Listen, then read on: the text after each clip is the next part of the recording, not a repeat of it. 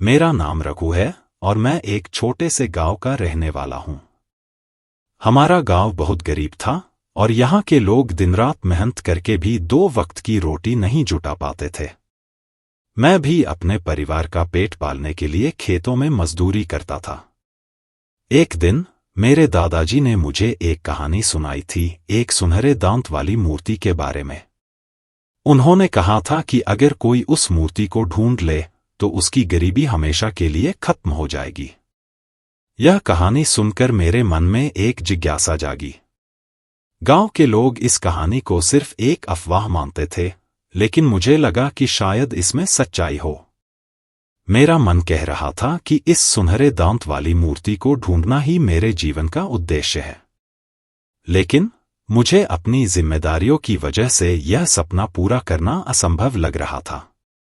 मेरे मन में एक द्वंद्व चल रहा था, क्या मैं सिर्फ एक मजदूर बनकर ही रह जाऊंगा या इस कहानी को सच साबित करूंगा। मैंने अपने मन की सुनी और फैसला किया कि मैं इस मूर्ति को ढूंढूंगा। यह काम आसान नहीं था। मुझे गांव वालों की बातों और ताने सुनने पड़े। उन्होंने कहा, सुनहरे दांत की मूर्ति ढूंढने में वक्त बर्बाद मत कर, मेहनत कर और घर चलाने की सोच। लेकिन मेरे अंदर एक विश्वास था कि मैं कुछ बड़ा कर सकता हूं। सुनहरे दांत की मूर्ति के बारे में जानकारियां जुटाने के लिए मैंने आसपास के गांवों और बुजुर्गों से बात करनी शुरू की, लेकिन कहीं से भी कोई पक्की जानकारी नहीं मिल रही थी। लोगों ने मेरा मजाक उड़ाया और कहा, यह बस एक काल्पनिक कहानी है। कई बार लगा कि मैं हार जाऊंगा, लेकिन मेरा सपना और दादाजी की कहानी मुझे आगे बढ़ने की प्रेरणा देती रही। एक दिन एक बुजुर्ग ने मुझसे कहा, अगर तुम इस मूर्ति को ढूंढना चाहते हो तो पुराने मंदिरों और गुफाओं में तलाश करो। यह मेरे लिए एक नई उम्मीद की किरण थी। मैंने अपने गांव के पुराने मंदिर और पास की गुफाओं में ढूंढना शुरू किया। यह काम बहुत कठिन था और कई बार मुझे लगा कि मैं बेकार में वक्त बर्बाद कर रहा हूं, लेकिन मेरा विश्वास अडिग था। कई महीनों की खोज के बाद मुझे एक पुराने मंदिर के खंडहर में एक संकेत मिला। वहां एक पत्थर पर कुछ लिखा हुआ था, जो अपने डर से जीतता है वही इस खजाने तक पहुंच सकता है। इस वाक्य ने मुझे अंदर से झकझोर दिया। मैंने महसूस किया कि यह सिर्फ मूर्ति की खोज नहीं, बल्कि खुद को साबित करने का मौका भी है।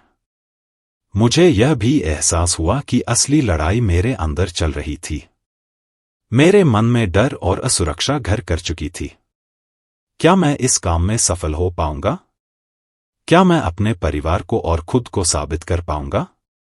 लेकिन मैंने ठान लिया कि मैं किसी भी कीमत पर हार नहीं मानूंगा। मैंने मेहनत और लगन से अपने मिशन को जारी रखा। आखिरकार कई रातों की मेहनत के बाद मुझे एक गुफा में वह मूर्ति मिली। उसकी चमकदार सुनहरी दांत देखकर मेरी आंखें भर आईं। लेकिन जब मैंने मूर्ति को पास से देखा तो एक और संदेश लिखा हुआ था, यह सुनहरा दांत सिर्फ प्रतीक है।